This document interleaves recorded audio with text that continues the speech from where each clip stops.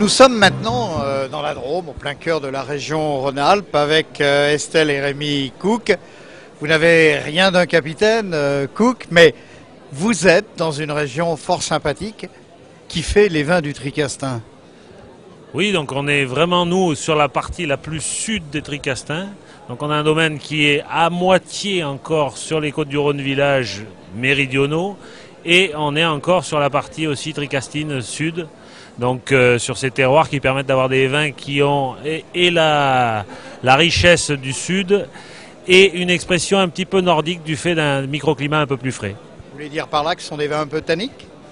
Tanniques, je ne dirais pas tanniques, je dirais qu'ils sont plus élégants souvent que ce qu'on trouve plus au sud, justement par ce microclimat plus frais qui permet d'avoir des petites acidités un peu supérieures et d'avoir des cépages comme la Syrah qui vont s'exprimer complètement sur la délicatesse au lieu d'être complètement sur le viandu et la force qu'on peut trouver dans les Languedoc par exemple. Donc beaucoup plus d'expression, beaucoup plus d'élégance. Votre domaine, comment se situe-t-il? Combien d'hectares? À quel endroit précisément? Autour de Baume de Transit? Oui, alors on est sur Baume de Transit. Tous nos tricastins d'ailleurs sont sur la commune de Baume de Transit. Et par contre, on a une partie donc en Côte-du-Rhône village qui s'égrène entre les villages de Visan, de Boucher et de Suze-la-Rousse. On a à peu près 28 hectares, dont 26 en ce moment qui sont en production, parce qu'il faut bien replanter et laisser quelques hectares se reposer par moment. Et on fait les trois couleurs au niveau vin. Et puis, à côté de ça, on a toute une activité au niveau hébergement avec des... Alors là, on est en plein no-tourisme. Tout à fait. Alors on fait et de l'hébergement tout simplement, c'est-à-dire des chambres d'hôtes, je dirais, et puis des gîtes qu'on loue à la semaine. Mais on a aussi des activités de dégustation, avec notamment des ateliers de dégustation où on fait la découverte de tous les vins de la vallée du Rhône. Enfin tous, c'est exagéré, mais on fait toutes les appellations, une explication de toutes ces appellations et 8 vins qui sont dégustés en une après-midi dans les 3 heures, 3h30 d'atelier. Alors, Rémi, une question, on en a beaucoup parlé dernièrement. L'appellation d'origine contrôlée Coteaux de Tricastin a changé de nom. Alors, elle a changé de nom tout en ne changeant... Elle va changer de nom d'ici 2011 ou 2012 précisément. Alors, normalement, si toutes les choses se passent comme c'est prévu, on devrait avoir 2010, donc on a déjà récolté, qui devrait s'appeler Grignan-les-Adémars. Par contre, les anciens millésimes vont garder leur ancien nom, ce qui veut dire que, on a déjà des bouteilles collector dans nos caves, vu que c'est les dernières, les coteaux du Tricastin, et qui vont durer jusqu'à la fin de leur commercialisation. Mais a priori, on est déjà en Grignan-les-Adémars pour 2010. Ça vous chagrine un peu, ça, le fait de changer de nom après des dizaines d'années d'expérience ?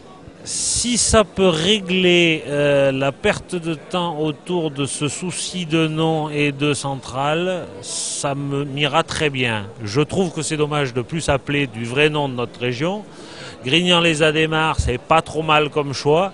Plus difficile à retenir pour les étrangers, même si on connaît la marquise de Sévigné. J'ai bien peur que la volonté de faire Grignan-les-Adémars était plutôt du côté des professionnels et j'espère que les étrangers retiendront surtout Grignan. Oui, parce que Grignan-les-Adémars, d'abord, c'est pas facile à prononcer en anglais. Estelle, comment vous définissez vos vins beaucoup d'élégance quand même. Beaucoup d'élégance, surtout je dirais la patte du vinificateur, on la retrouve justement, oui, par des vins qui ont une certaine structure, mais qui restent très souples en bouche et très, très raffinés, oui. Le petit mot de la fin sur le no-tourisme, qui est quelque chose qui nous passionne particulièrement. Vous pensez que c'est une nouvelle forme de développement de la viticulture, sous une autre forme ?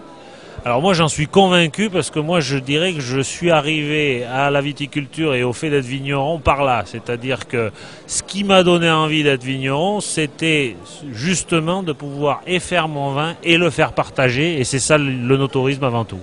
Donc c'était comme ça que je suis arrivé là. Avant j'étais dans des caves coopératives et justement ce qui me manquait c'était le partage avec le consommateur. Une nouvelle façon de valoriser le vin, de valoriser les vignobles, vos vignobles, votre région, le Tricastin, rappelons-le malgré tout, même si le vin va s'appeler maintenant Grignan ou Grignan-les-Adémars. Merci Estelle et Rémi Cook. bonne dégustation avec modération et bon œnotourisme dans votre belle région. Bon appétit! Should it be you and me? I could see it would be